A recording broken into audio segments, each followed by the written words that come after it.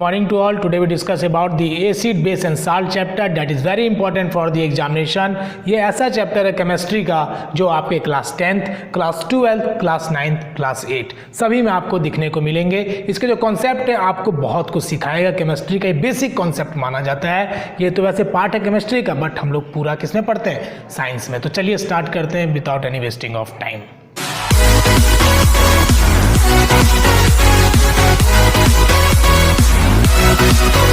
Now firstly try to understand what is acid and what is the basic definition and इसके मतलब क्या है, कहाँ कहाँ ये पाए जाते हैं। तो चलिए हम लोग बात करेंगे एसिड के बारे में कि एसिड एक ऐसा वर्ड है जो कहाँ से है, लैटिन वर्ड एकरा से, ठीक है, जिसका मतलब क्या होता है? सार होता है। Okay,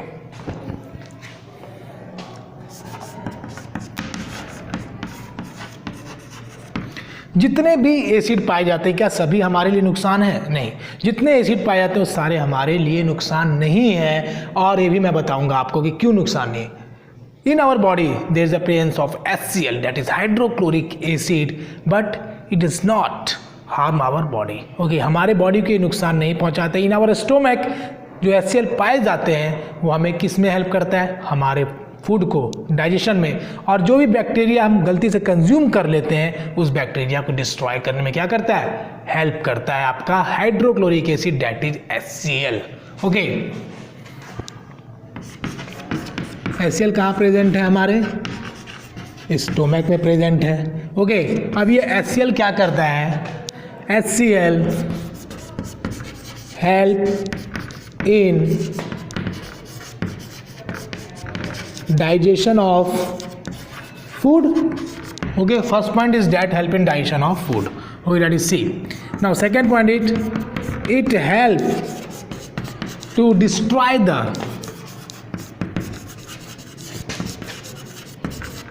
destroy the bacteria which are present in our body. Okay, which are present in our body. Okay, that is second point about the HCl. Now there are various types of acids are present in like antisting, like in curd, like in lemon, like in tamarind, जो भी हम लोग daily uses करते हैं। पहले हम लोग वहां से स्टार्ट करेंगे।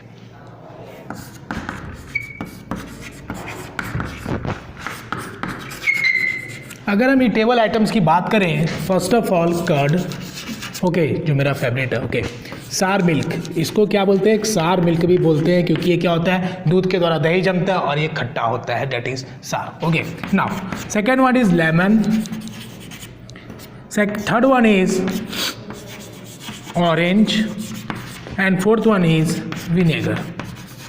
ओके, ये आपके वैसे आइटम्स है जो हम लोग खाने के लिए यूज़ करते हैं। तो इनमें क्या पाया जाता है? एसिड प्रेजेंट है। अब कौन कौन से एसिड किसमें प्रेजेंट है इसके अलावा भी हम लोग डिस्कस करेंगे। ओके, तो फर्स्ट ऑफ ऑल आपका जो कर्ड में प्रेजेंट होता है कौन सा एसिड प्रेजेंट होता है बेटा? कर्ड में होता है लैक्टिक एसिड। ओके, कर्ड में क्या होता है? लैक्टिक एसिड होता है। लेमन में कौन सा एसिड होता है? सिट्रिक एसिड होता है। इसमें कौन सा एसिड होता है? लैक्टिक। ओके, ऑरेंज में कौन सा एसिड होता है? विनेगर में कौन सा एसिड होता है? One is formic acid. किसमें प्रेजेंट होता है मेरे प्यारे सोल्जर्स? अगर चींटी ने काट लिया तो क्या हो जाएगा? फॉर्मिक एसिड आपके अंदर चला जाएगा। Okay, and sting. Now next one is that is 6 number spinach. साग में कौन सा एसिड पाया जाता है वो भी हम डिस्कस करेंगे। आपको दिख रहा है ये हमारा इमेज क्या है? स्पाइनेच का है। ओके, इसमें कौन सा एसिड पाया जाता है बताइए? Oxalic acid. क्या पाया जाता है? Oxalic acid.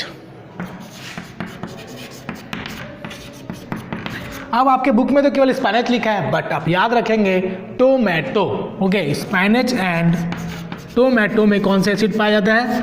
ऑक्जेलिक एसिड पाया जाता है। Now next one is that is 7th number, we discuss about the tartaric acid.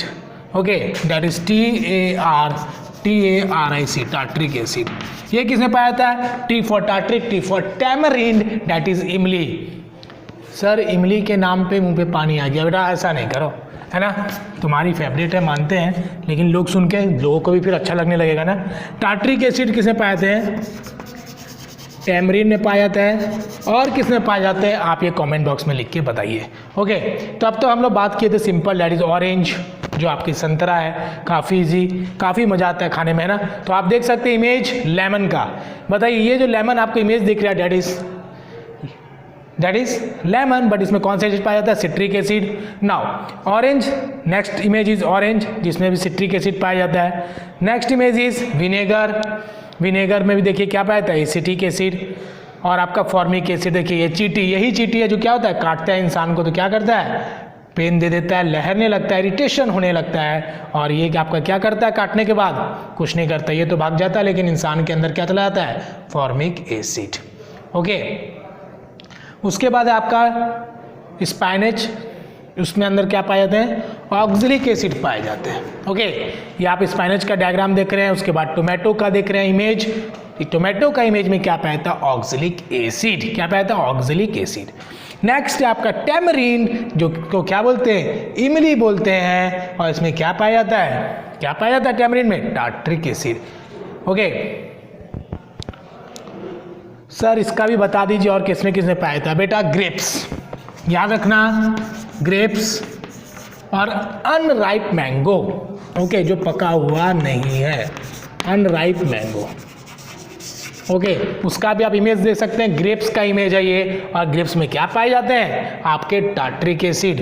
कच्चा आम का इमेज देख रहे हैं, ये आपका कच्चा आम, जिसको लोग क्या करते हैं, स्कूल टाइम पे पुड़िया में बांध के क्या ले जाते हैं, नमक और मिर्ची का पाउडर, है ना, और उसको क्या करते हैं, खाते हैं, बहुत मजा आता है ना, खट्टा, बिल्कुल खट्टा है तो एसिड है। और ओके, कौन सा एसिड है, टार्ट्रिक एसिड। ओके, नाउ बात करेंगे हम लोग अब बेस के बारे में, क्या होता है बेस। ठीक है, अब तक हम लोगों ने बात किया एसिड के बारे में। सर कच्चा आम तो हम खाते ही हैं स्कूल में, वेरी गुड, ले भी जाते होगे, वेरी नाइस। और देखते हो ना किनारे किनारे क्या था, घाव हो जाता है ना, उसमें एसिड पाया जाता है। ठीक है, वो एसिड क्या करता है, आपके स्किन को नुकसान पहुंचाता है। और वो कौन सा एसिड है बेटा, वो एसिड है tartaric acid. Okay, now we discuss the base. Now next one is base, and B for base and B for bitter in taste. Okay, bitter in taste. Bitter in taste means कैसा लगता है, तीता लगता है, जिसको बोलते हैं ना खट्टा, तीता, मीठा। तीता लगेगा बिटर, कड़वा लगेगा, बोल सकते हैं कड़वा। ओके, नाउ जैसे नीम का पत्ता आपने खाया होगा या फिर आपने चिराता पिया होगा, that is bitter. Okay, now base जो आपका पाया जाता है बेटा, किसमें पाया जाता है, सॉप में। ओके, देखिए आप इमेज देख रहे हैं साबुन का, इसमें क्या पाया जाता है, base. Okay, soppy in touch, आपने से देखा होगा, सॉपी इन टच कहीं कहीं लिखा रहता है। और किसमें पाया जाता है, आप सर्फ एक्सेल का पैकेट देखा होगा, एरियल का पैकेट देखा होगा, बहुत सारे जो डिटर्जेंट है, डिटर्जेंट में क्या पाया जाता है, बेस पाया जाता है। Okay, base. नाउ यहाँ लिख सकते हैं shop and detergent. Okay, now next one is आपका जो बेस है वो कैसा होता है, टेस्ट तो आपने देख ही लिया है, एग्जांपल्स भी आपने देख लिया। अब हम बात करेंगे कि base, baking soda, baking soda के बारे में देखेंगे। बेकिंग सोडा, बेकिंग सोडा क्या एग्जांपल है बेस का, और बेकिंग सोडा का मैंने आपको बताया था केमिकल नेम क्या होता है, which are very important in 1 marks में कभी कभी पूछे जाते हैं। इसका आप लिख लीजिएगा, बेकिंग सोडा का sodium hydrogen carbonate, NaHCO3, Na for sodium, H for hydrogen, CO for carbonate. लिखेंगे यहाँ पे sodium hydrogen carbonate. Okay, now एक और इसका नाम है, बेकिंग को बाय कर दो तो हो जाएगा सोडियम बाय कार्बोनेट। एक और नाम आप याद रख सकते हैं, sodium bicarbonate, that is the chemical name of baking soda, sodium bicarbonate and sodium hydrogen carbonate.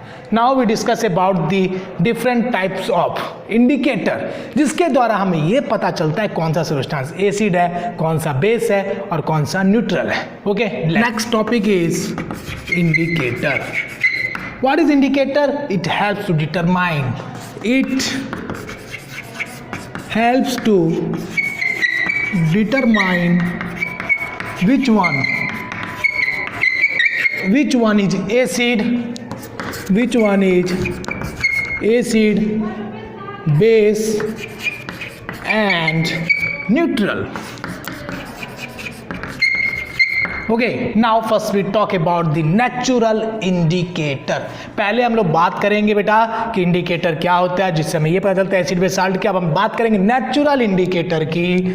Natural indicator क्या होते हैं? देखिए, नेचर से रिलेटेड है आपका नेचुरल, वैसे इंडिकेटर जो नेचर्स के द्वारा प्राप्त किए गए हैं, जो नेचर से डायरेक्टली लिंक्ड है। हम बात करेंगे टर्मरिक की। Okay,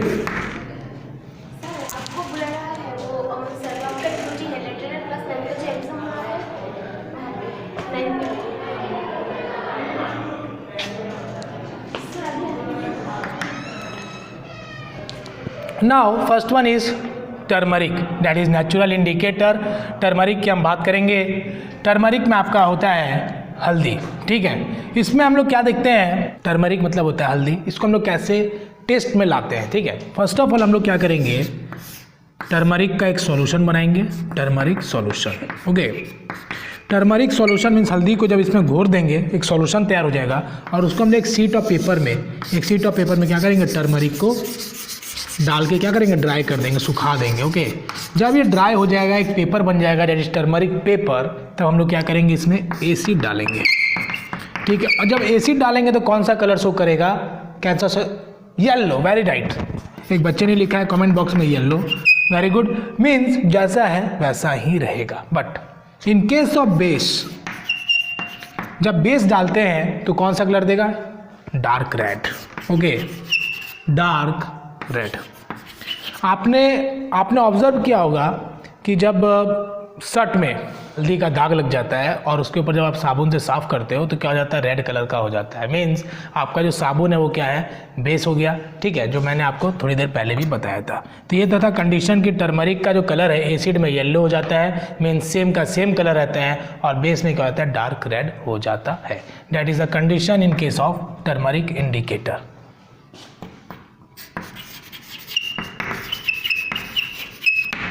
We discuss about the litmus paper.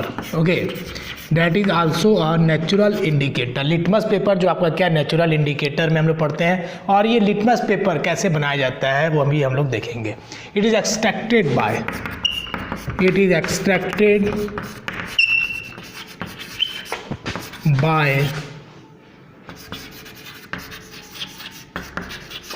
by the help of lichens.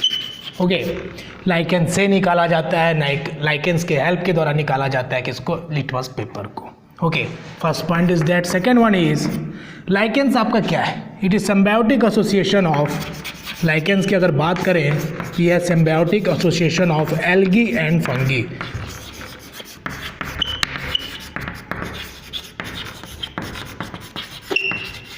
Algae and fungi. Okay, now in distilled water,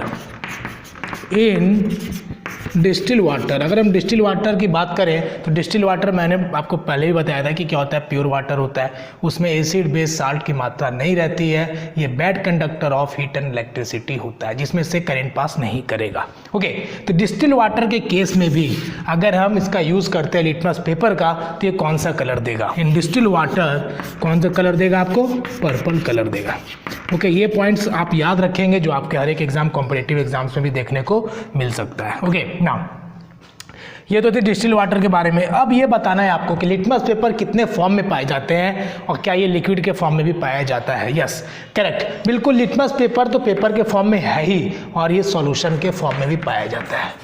okay, solution के फॉर्म में भी ये पाया जाता है, that is litmus solution. Okay, now when we use the litmus paper or litmus solution in the case of acid and base, because this paper is used only to predict which is base and which is neutral. Okay, now in case of acid, अगर हम acid की बात करें तो litmus paper क्या देता है। Okay, अगर हम एसिड की बात करें, अगर हम एसिड को लिटमस पेपर में गिराते हैं तो ये किस में कन्वर्ट हो जाएगा, ब्लू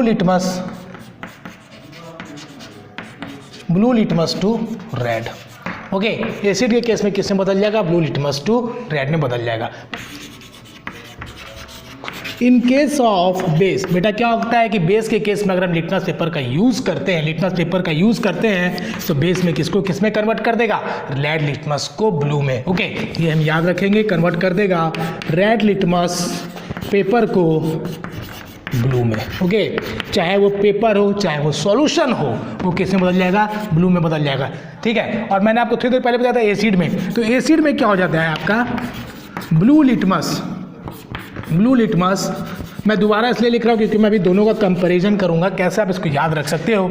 ये भी डी है, ये भी डी है, और दोनों लास्ट में डी डी है, तो आप याद रख सकते हो कि एसिड के लास्ट में डी होना चाहिए, यहाँ भी डी होना चाहिए। तो ये प्रॉपर्टीज किसका हो जाएगा, एसिड के केस में हो जाएगा। ओके, नाउ बेस के केस में देखेंगे कि यहाँ पे आपका क्या है, रेड लिटमस पेपर को ब्लू में बदल रहा है, ई है, और ये हम लोग किस में पढ़ रहे हैं बेटा, ये हम लोग पढ़ रहे हैं बेस में। अब बेस के यहाँ भी क्या है, ई है, और यहाँ भी ई है, तो ये हो जाएगा आपका क्या, बेस में। याद रखने के लिए इजी ट्रिक है। ओके, तो आप कंफ्यूज नहीं होंगे। Okay, that is a condition in case of litmus paper and litmus solution indicator, that is natural indicator. Okay, now we discuss about the China rose petals. Third बात करें China rose petals. Okay, China rose petal का आप image भी देख सकते हैं, इसी को चाइना रोज पेटल्स बोला जाता है। ये ऐसा नहीं कि एक ऐसा फूल है जो चाइना से आया, ये बिल्कुल भी ऐसा नहीं है, इसका नाम है चाइना रोज पेटल्स। इसका यूज़ हम लोग पूजा में जो अधिकतर आपने देखा होगा ये यूज़ करते हैं commonly.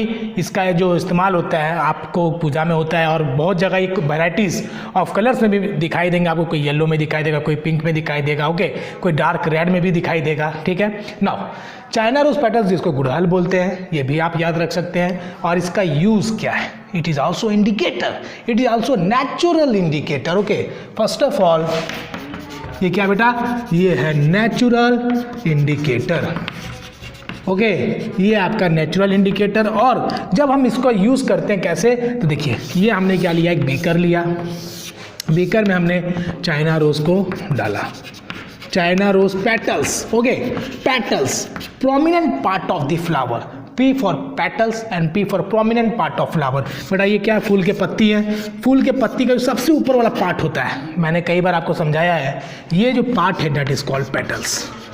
Okay, prominent part of flower, prominent मतलब होता है शिखर, सबसे ऊपर, prominent part of flower, flower is called petals. Okay, now ये तो थी, चलो ये डिफिनेशन के बाद में अब हम लोग क्या किए, इस पेटल्स को तोड़ के लाए और इस बीकर में डाल दिए। जैसे ही बीकर में डाले तो हम लोग क्या करेंगे, इसको बॉयल करेंगे।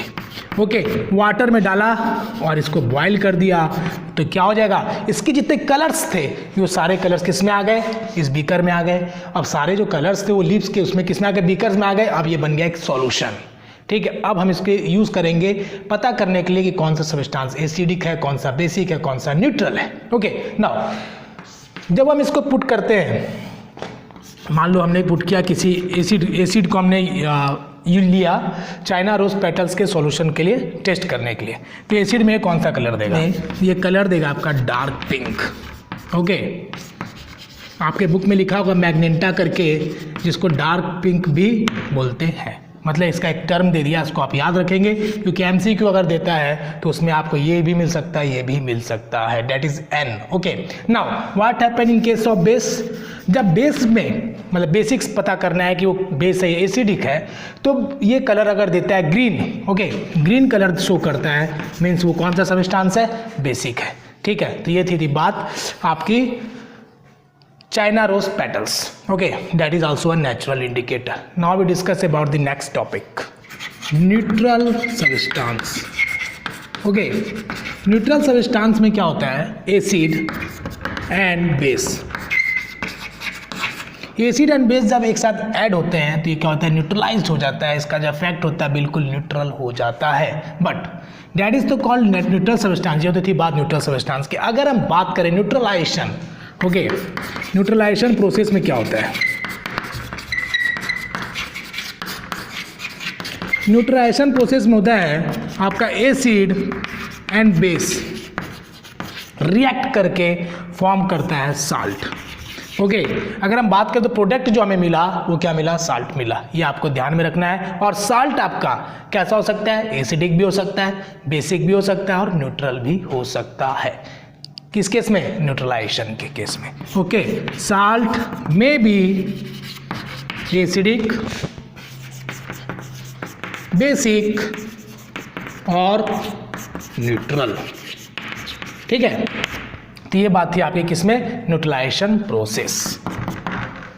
न्यूट्रलाइजेशन प्रोसेस को समझने के लिए हम कैसे समझ सकते हैं? ओके, और अच्छे तरीके से by the help of indicator. Okay, तो हम लोग यूज करेंगे फेनोल्फैथलीन। नाम सुन के डरना नहीं है ना, ऐसा नाम आपको बड़े बड़े नाम आगे भी मिलेंगे। ठीक है, ये पार्ट किसका है? अगर हम बात करें फिजिक्स, केमिस्ट्री, बायोलॉजी में, तो ये आपको किस में मिलेगा? केमिस्ट्री में। ओके, नाउ फेनोल्फैथलीन क्या है? हमारा एक सिंथेटिक इंडिकेटर है। सबसे पहला बात, जिसके द्वारा हमें पता चलेगा कौन सा सब्सटेंस एसिडिक इन नेचर है, कौन सा बेसिक इन नेचर है, कौन सा न्यूट्रल है। ओके, अब हम इसको क्या करेंगे? यूज करेंगे।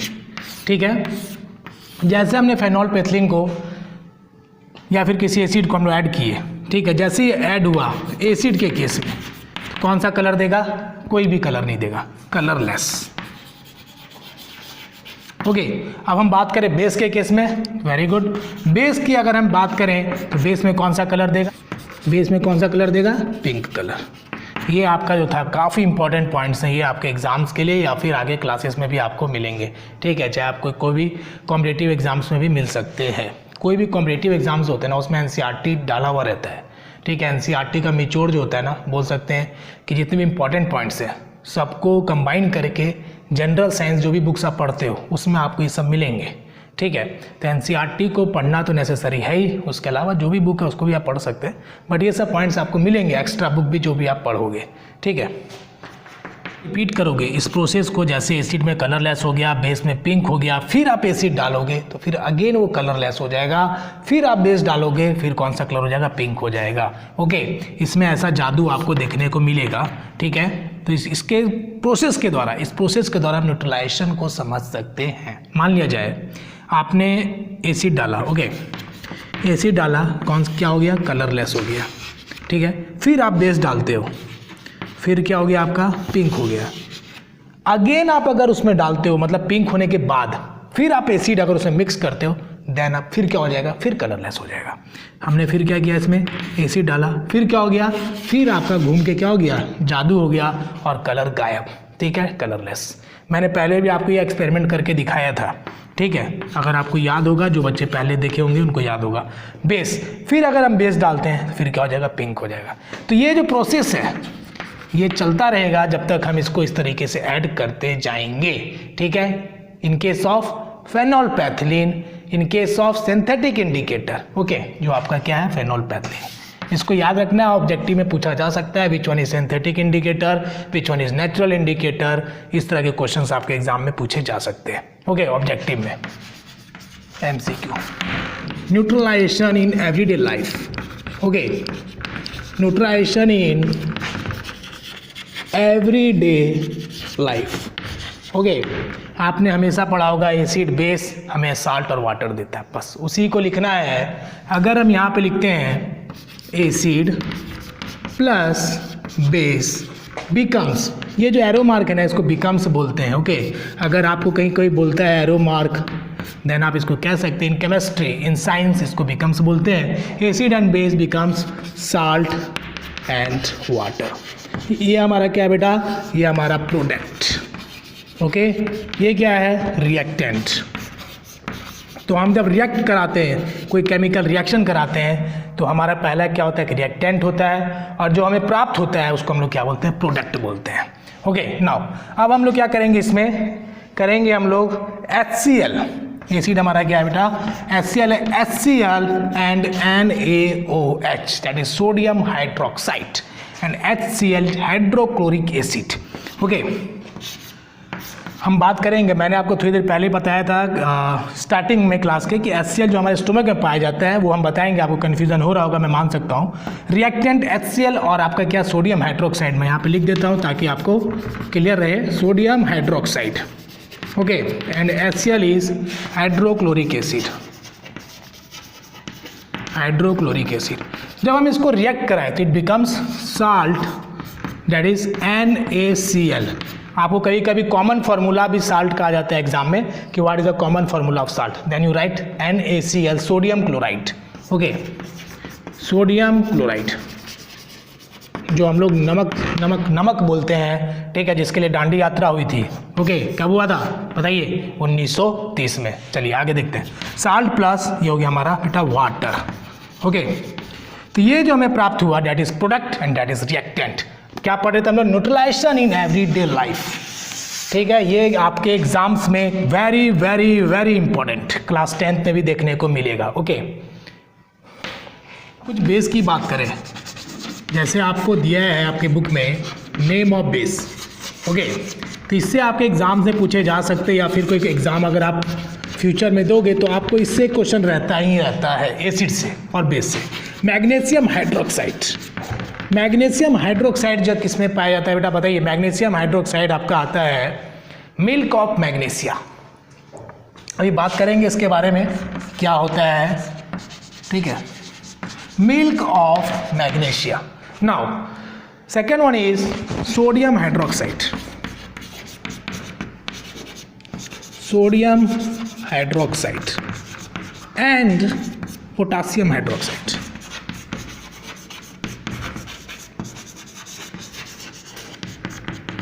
ये किस में पाया जाता है? आपको ब्लैक बोर्ड में एक इमेज दिख रहा होगा, that is the image of shop. Okay, ये सॉप का इमेज आप देख के समझ जाएंगे कि इसमें क्या पाया जाता है? Sodium hydroxide and potassium hydroxide. Okay, second one is shop. Now आपने घर में विंडो क्लीनर तो यूज़ किया होगा, जो कॉलिन आता है या फिर जो भी अलग अलग कंपनीज के जो भी अलग अलग आइटम्स हैं जो विंडो क्लीन के लिए यूज़ किया जाता है, उसमें क्या पाया जाता है बताइए? Ammonium hydroxide present in window cleaner.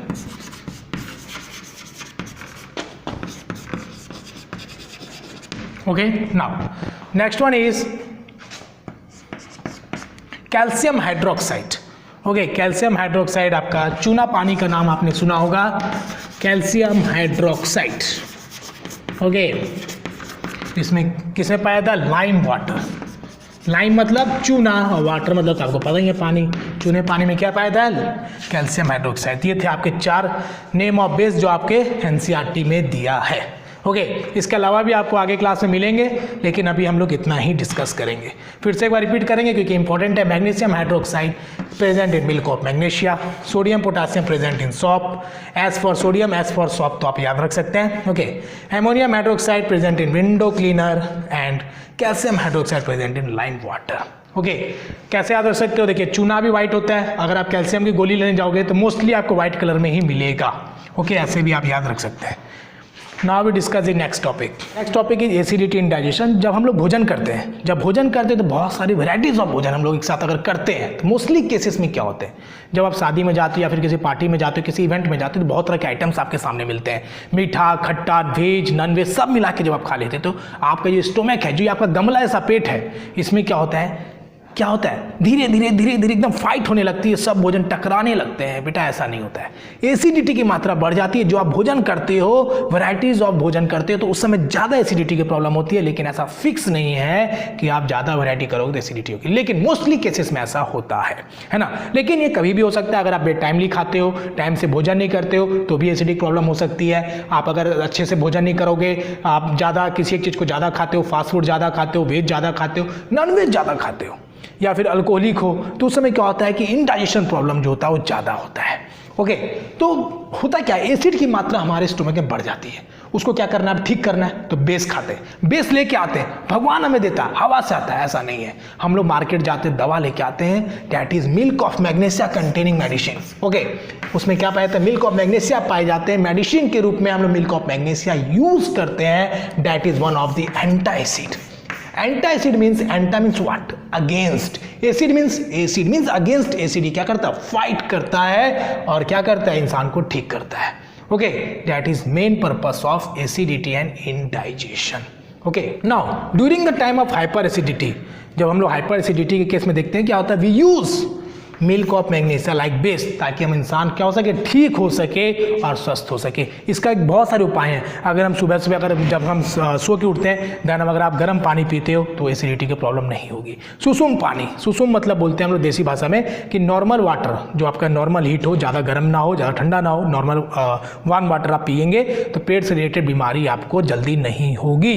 ठीक है, आप लेमन जूस का भी यूज़ कर सकते हैं अगर आपको एसिडिटी की ज़्यादा प्रॉब्लम है, और आप टाइम से भोजन करिए, आपको प्रॉब्लम नहीं होगा। ओके, या जो आप नाइट की भोजन है 8-7 बजे तक खा लेते हो देन आपको कोई दिक्कत नहीं है। लेट नाइट का होता है भोजन करने से क्या होता है, डाइजेशन में प्रॉब्लम होती है, डेट्स क्या होता है, एसिडिटी फॉर्मेशन होता है, और आपका जो स्वास्थ्य है, जो आपका हेल्थ है वो अच्छा नहीं होगा। और हम लोग जानते हैं क्या, हेल्थ इज वेल्थ, है ना। तो स्वस्थ शरीर रखना है तो स्वस्थ मस्तिष्क भी हमारा रहेगा। Okay, health is wealth. Now we discuss the next point. Acid के केस में जो आपके दिया हुआ है बुक्स में एंड बाइट्स, अगर आपको चींटी काट लेता है तो होता है क्या है, बहुत पेन होता है, थोड़ी देर के लिए होता है, ज़्यादा देर के लिए नहीं होता है, बट होता क्यों है, फॉर्मिक एसिड या फिर कहीं आपको मिथानोइक एसिड भी मिलेगा, जो आपके क्या चल जाता है, कहाँ चला जाता है, बॉडी के अंदर चला जाता है, ब्लड में क्या होता है, मिक्स हो जाता है, जिसके कारण क्या होता है बेटा, पेन होता है। ये आपका क्या हो गया, फॉर्मिक एसिड, और बोलिए तो सही होगा methanoic acid. Okay, methanoic acid present होता है किसमें, एंड बाइट्स में। Ant bites, the pain arise after the end bites due to the presence of formic acid. Okay.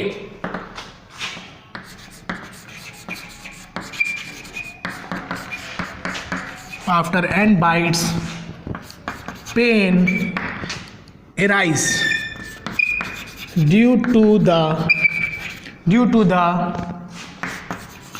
presence of formic acid. Okay, formic acid और मिथानोइक acid. Okay, आपको एंट sting भी मिल सकता है, कहीं पे आपको नेटल स्टिंग भी मिलेगा, दैट इज NETTLE। ओके, तो उसमें क्या पाया था, मिथानोइक एसिड ही पाया जाता है। ओके, इसको ध्यान में रखेंगे।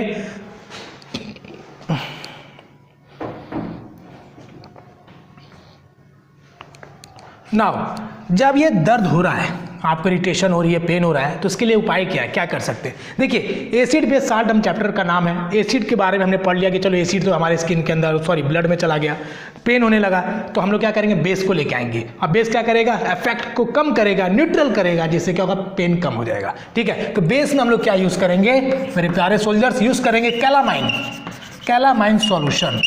ओके, कैलामाइन सॉल्यूशन और जिंक, कैलामाइन सॉल्यूशन और जिंक कार्बोनेट। कैलामाइन सॉल्यूशन में पाया क्या जाता है, जिंक कार्बोनेट ही पाया जाता है, इसको ब्रैकेट में भी आप लिख सकते हैं। Now second one is baking soda, जो आपके घर में भी नॉर्मली अवेलेबल रहता है आपके किचन में, तो आप उसको भी यूज़ कर सकते हैं। कभी चींटी काट ले, मधुमक्खी काट ले, अगर लहर रहा है, इरिटेशन हो रही है, पेन हो रही है, तो आप उसको यूज़ कर सकते हैं, क्योंकि उसके कारण क्या होता है, आपका इफेक्ट जो है न्यूट्रल हो जाता है, क्योंकि वो एंड के काटने के बाद एसिड चला जाता है, और आप बेस का यूज़ करोगे, इफेक्ट न्यूट्रल हो जाएगा, पेन कम हो जाएगा और आप ठीक महसूस करोगे। Now we discuss the next topic. Next we discuss about the soil treatment. आपने तो इंसानों और जानवरों का ट्रीटमेंट करते हुए सुना होगा, बट आपने सॉइल का ट्रीटमेंट नहीं सुना होगा। कैसे ट्रीटमेंट करते हैं, देखिए, होता कुछ नहीं है, इसको कोई इंजेक्शन दवा देने की जरूरत नहीं है। फर्टिलाइजर्स, मट्टी को हम लोग क्या देते हैं, फर्टिलाइजर्स देते हैं, मैन्योर देते हैं। लेकिन अगर आपने सुना होगा कोई चीज़ ज़्यादा होता है तो क्या होता है, नुकसान हो जाता है, नेगेटिव इफेक्ट पड़ता है। अगर हम इसमें यूज़ करते हैं chemical fertilizers, okay, chemical fertilizers, that is potash, sodium, potassium, super phosphate, ammonium sulphate, ये सब क्या आपके फर्टिलाइजर्स के नाम हैं। ठीक है, अगर हम इसको यूज़ करते हैं तो क्या होगा, जो मात्रा है, फर्टिलिटी जो है सॉइल का वो बढ़ेगा। ठीक है, लेकिन अगर ज़्यादा यूज़ करते हैं तो क्या हो जाएगा, एसिडिक इन नेचर हो जाएगा, ज़्यादा एसिडिक हो जाएगा सॉइल। क्या हो जाएगा, सॉइल एसिडिक हो जाएगा, बोले तो एसिडिक इन नेचर। अब हमको इसको क्या करना है, मैं बार बार बोला, जहाँ ज़्यादा एसिडिक होगा वहाँ क्या करेंगे, बेसिक का यूज़ करेंगे, ताकि उसके इफेक्ट को क्या करें, न्यूट्रल करें और कम कर सके। ठीक है, तो हम लोग क्या करेंगे, यहाँ पे बेसिक यूज़ करेंगे, अब यही सवाल है कि कौन सा बेसिक यूज़ करेंगे, ठीक है। जब ज़्यादा एसिडिक हो जाएगा तो हम लोग क्या यूज़ करेंगे यहाँ पे, quick lime, QUICK, quick lime. और क्विक लाइम का क्या है, कैल्शियम ऑक्साइड, ओके। और next one is slagged lime, SLAKEDLIME। इसका क्या हो जाएगा other name, that is calcium hydroxide, ठीक है। आप इसको याद कैसे कर सकते हैं, देखिए सबसे पढ़ने में आपका छोटा है QUICKLIME, किसके कंपेरिजन में, स्लैग्ड लाइम के कंपेरिजन में, ठीक है। तो स्लैग्ड लाइम क्या है आपका और कैल्शियम हाइड्रोक्साइड क्या है, दोनों एक ही हैं। नाम देखिए, स्लैग्ड भी पढ़ने में बड़ा है और कैल्शियम हाइड्रोक्साइड भी बड़ा है पढ़ने में, ठीक है। क्विक लाइम आपका पढ़ने में छोटा है और कैल्शियम ऑक्साइड भी क्या है आपका पढ़ने में छोटा सा है, ठीक है। तो ऐसे आप याद रख सकते हैं, दोनों का नाम क्या है, एक ही है, ठीक है। तो आपके एग्जाम्स में MCQ क्वेश्चन में कंफ्यूजन के दिया जा सकता है। नाउ हम लोग डिस्कस कर रहे थे कि सॉइल ट्रीटमेंट में अगर फर्टिलाइजर अगर किसान ज़्यादा यूज़ करता है तो सॉइल क्या होगा, एसिडिक हो जाएगा। तो उसको हम लोग क्या करेंगे, बेसिक करने के लिए, उसका इफेक्ट को कम करने के लिए हम यूज़ करेंगे क्विक लाइम और स्लैग्ड लाइम, जिसका क्विक लाइम का अदर नेम है calcium oxide and slagged lime का अदर नेम है कैल्शियम हाइड्रोक्साइड, ओके। नाउ दूसरा है कि अगर बेसिक ज़्यादा हो जाएगा, चलो अब तो बात कर लिया एसिडिक की, अगर बेसिक ज़्यादा हो जाएगा तो हम लोग क्या करेंगे, ऑर्गेनिक मैटर का इस्तेमाल करेंगे, ठीक है। ऑर्गेनिक मैटर में आपका क्या आता है, मैन्योर, ठीक है, जिसको हम लोग बोलते हैं खाद, ओके। मैन्योर का इस्तेमाल करेंगे और जो भी आपके किचन वेस्ट मटेरियल्स है जिसके द्वारा आप नेचुरली जो खाद बना सकते हैं उसका इस्तेमाल करेंगे और उसके इफेक्ट को कम करने में ये मदद करेगा, ओके। ये था आपका सॉइल ट्रीटमेंट, ठीक है। Now we discuss the next topic. Coffee is brown in colour and हम लोग बात कर रहे थे कि आपके बुक में एक पोएम दिया है, तो मैं बात कर रहा था कि कॉफ़ी जब आप पीते हो तो उसका टेस्ट कैसा होता है, ठीक है। जैसा मैंने बताया कि एसिड का सार होता है, बेस का बीटर होता है, ठीक है। तो इसका अगर आप टेस्ट बताओगे तो that is bitter in taste, okay. और बेस का होता है बीटर। तो हम कह सकते हैं कि कॉफ़ी क्या हमारा बेस है, ठीक है। कॉफ़ी क्या हमारा बेस है। ये था आपके चैप्टर का लास्ट पॉइंट, ठीक है। नाउ हम लोगों ने क्या क्या डिस्कस किया, पूरे चैप्टर को थ्रोली पढ़ा एक ही क्लास में, एसिड के बारे में, बेस के बारे में, साल्ट के बारे में, जिसमें आपके एग्जाम्स के लिए इंपॉर्टेंट है टर्मरिक पेपर में रिएक्शन कैसा होता है, दैट इज नेचुरल इंडिकेटर में 3 हो गए, टर्मरिक, चाइना रोज पेटल्स और आपका एक था आपका चाइना रोज, एक था टर्मरिक और सेकेंड था आपका सिंथेटिक इंडिकेटर जिसमें हम लोग पढ़े थे फेनॉल पैथिलीन के बारे में, ठीक है। सेकेंड वन है आपका reaction of acid and base का जो न्यूट्रलाइजेशन रिएक्शन पढ़ा था, उसके में जो आपके क्वेश्चंस आते हैं, एसिड और बेस को मिक्स करते हैं तो प्रोडक्ट क्या बनता है, ये 1 मार्क्स में कहीं कहीं पूछ लिया जाता है, ठीक है। नेक्स्ट वन है एसिड, जितने भी आपके बुक में एसिड के नाम दिए हैं उसमें से 2 क्वेश्चन आपको रहेगा MCQ क्वेश्चन में, चांसेस है, ठीक है। उसको आप एक बार ध्यान से देख लेंगे। बाद बाकी जो क्लास में पढ़ाया गया इंपॉर्टेंट तो सभी है, लेकिन ये ज़्यादा मोस्ट इंपॉर्टेंट है जो एग्जाम्स में आते रहते हैं। अगर आपको कोई भी डाउट है आप कमेंट बॉक्स में पूछिए, लेट नाइट तक वेट करिए। तो ऐसा ज़रूरी नहीं है कि आपने तुरंत पूछा और कंप्यूटर ने जवाब दे दिया, ऐसा नहीं होगा, ठीक है। आपको वेट करना होगा। दूसरी बात, अगर जवाब नहीं मिलता है देन आप डायरेक्टली मैसेज करो, कॉल कर सकते हो, आप लोग के पास नंबर होगा, ठीक है। And I hope you understand and thank you for attending the classes. Bye bye, take care.